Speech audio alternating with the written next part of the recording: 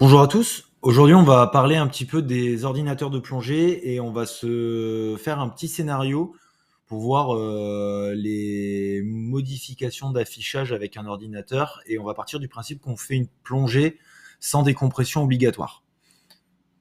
Donc, dans un premier temps, ce qu'on va faire, c'est qu'on va faire un petit rappel de l'affichage.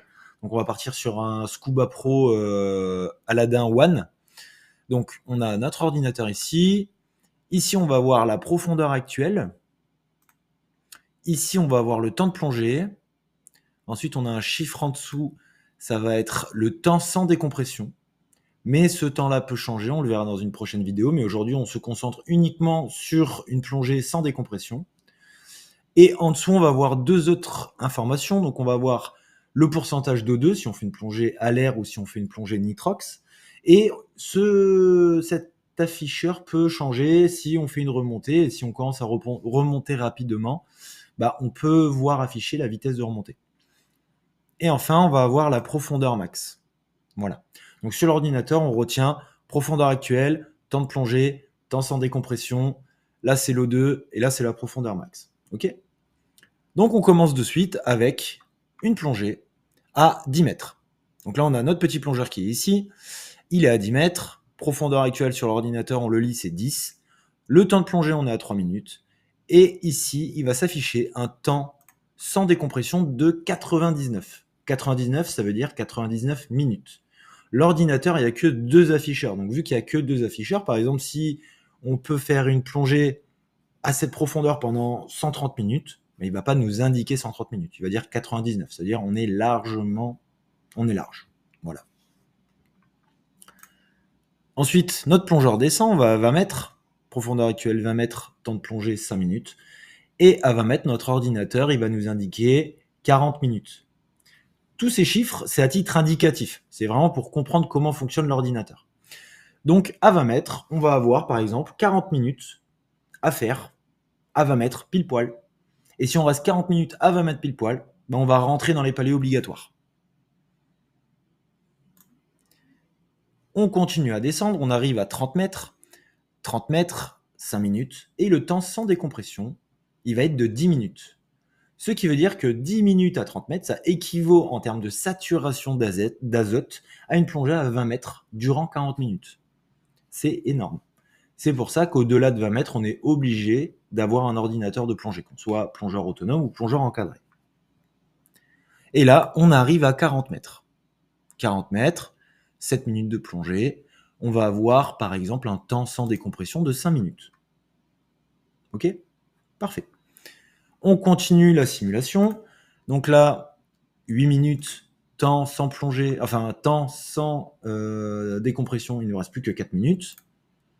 Temps de plongée, 9 minutes, il ne nous reste plus que 3 minutes. Temps de plongée, 10 minutes, il ne nous reste plus que 2 minutes. Et là, du coup, le guide ou votre binôme en autonomie, vous prenez la décision de remonter un petit peu. Qu'est-ce que ça va faire ? On va augmenter ce temps. Donc là, on passe par exemple à 35 mètres et notre 2 minutes s'est transformé en 5 minutes. Donc 2 minutes de plongée à 40 mètres équivaut à peu près à 5 minutes à 35 mètres. Il faut le comprendre comme ça, c'est une image. OK ? On reste 1 minute de plus à 35 mètres, on passe de 5 à 4 minutes. On commence à être limite, qu'est-ce qu'on va faire ? On va continuer à monter, on va aller à 30 mètres. Et ce 4 minutes, il va faire quoi ? Il va continuer à grossir. Donc là, notre 4 minutes se transforme en 7 minutes.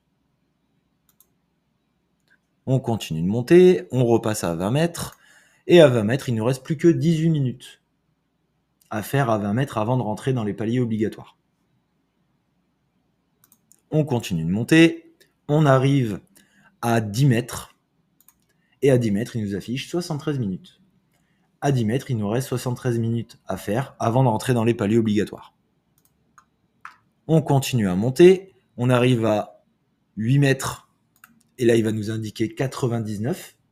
99, ça veut dire quoi déjà ? 99, ça veut dire qu'il nous reste plus que 99 minutes à faire à 8 mètres, avant de rentrer dans les paliers obligatoires. Et là on arrive au palier. Au palier, qu'est-ce qui va se passer ? ben, il va y avoir le palier de sécurité qui va se déclencher. Le palier de sécurité, c'est quoi déjà? C'est les 3 minutes à 3 mètres à faire après une plongée. Donc ça dépend des ordinateurs. Des fois, on a juste un 3, 2, 1. Ou sinon, il y a un chronomètre qui est lancé. Donc là, il y a un chronomètre qui est lancé. Donc on voit les 2 minutes, on voit les 36 secondes. Et vous voyez, il faut regarder avec votre moniteur, il faut lui demander comment indiquer ce temps-là. Par exemple, si on a 2 minutes 36, peut-être qu'on va dire 3 minutes. On attend un petit peu, on passe à 1 minute 26, on nous redemande, il me reste 2 minutes. J'arrondis tout le temps au-dessus. Je continue, il me reste 19 secondes, j'indique qu'il me reste qu'1 minute. Et quand cette minute elle est écoulée, excusez-moi, il va y avoir quoi d'affiché? On va repasser à 99. C'est-à-dire que l'ordinateur a fait tous ses paliers de sécurité. D'accord? Et pour dire au moniteur, mes paliers de sécurité sont finis, il ne faut pas regarder uniquement le temps de décompression, il faut regarder aussi la profondeur actuelle. Est-ce que je suis situé entre 3 et 5 mètres? Oui, j'y suis. Et s'il m'affiche 99, ça veut dire que je n'ai plus de palier à faire. Voilà. Merci de m'avoir écouté pour cette vidéo. Et la prochaine vidéo, pour ceux que ça intéresse, on va faire une deuxième simulation. On va rentrer dans les paliers obligatoires. Merci de m'avoir écouté.